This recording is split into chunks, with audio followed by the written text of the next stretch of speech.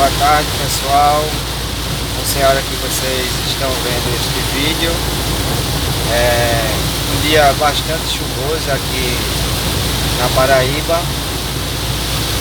E para vocês verem o grau de dificuldade que é dirigir com essa intensidade de chuvas. E você que não se inscreveu ainda no meu canal, se inscreve, aperta o sininho aí para ver as notificações e também dá um like aí, pessoal, para dar uma moralzinha a gente aí. Tá vendo aí a situação da forte chuva. Estou saindo de Campina Grande em direção a João Pessoa, na BR-230.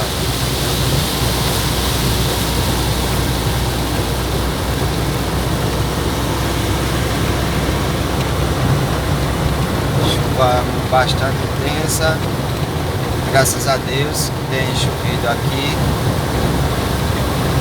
E para vocês verem como é o dia a dia do motorista, né?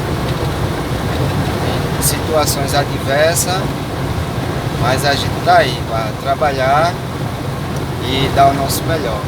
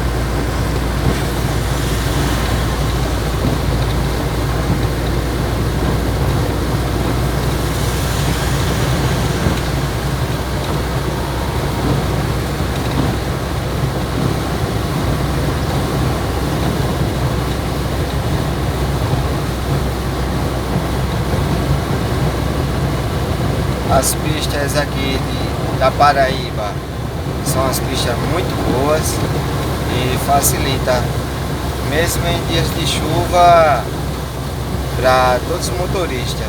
Sinalização muito boa e também as condições da pista. Então fique com Deus e até o próximo vídeo aí, se Deus quiser.